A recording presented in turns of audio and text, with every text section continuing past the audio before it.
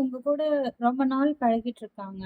ரொம்ப நாள் உங்க கூட நல்லவங்களாவே அதாவது உங்கள நேர்ல பார்க்கும்போது, உங்கள நல்ல விதமா மரியாதையா, இல்ல ஒரு சிலர் சாமி, தங்கம் அப்படின்னு உங்களைய ரொம்ப பாசமா இருக்க மாரி இருக்காங்க.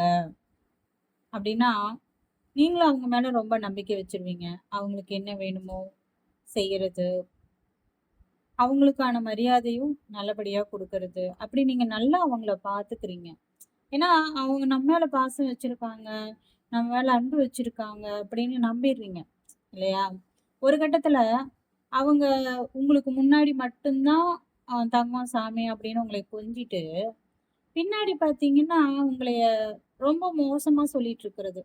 அவங்க அப்படி இல்ல, இவங்க அப்படி செய்வாங்க, இப்படி செய்வாங்கன்னு இல்லாதது, பொல்லாதது நம்ம கூட இருக்கிறவங்க தாங்க இந்த வேலைய செய்றது. வெளியில இருந்தெல்லாம் யாரும் வர்றதே கிடையாது.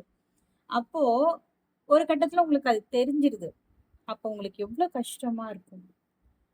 உங்களுக்கு அந்த மாரி நபருக்கு தாங்க இது சொல்றேன். அவங்க மேல இருக்கிற வெறுப்ப நேருக்கு நேர் கூட காமிச்சிருங்க. அவங்க உங்களுக்கு பிடிக்காத விஷயம் செய்றாங்கன்னா, கோவமா கூட காமிச்சிருங்க. "நீ செய்றது எனக்கு பிடிக்கல" அப்படின்னு சொல்லிட்டு.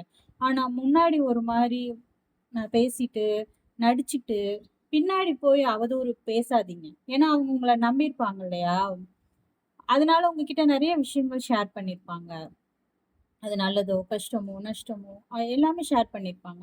இப்ப அந்த மாரி இருக்கிறவங்கள, உங்கள நம்புறவங்க கிட்ட தயவு செஞ்சு நடிக்காதீங்க.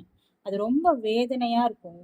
அந்த வேதனையிலருந்து அவங்களுக்கு உண்மை தெரியிற அன்னைக்கு அதுலருந்து வெளில வரவே முடியாது. ரொம்ப கஷ்டப்படுவாங்க. தயவு செஞ்சு அந்த மாரி விஷயத்த செய்யாதீங்க.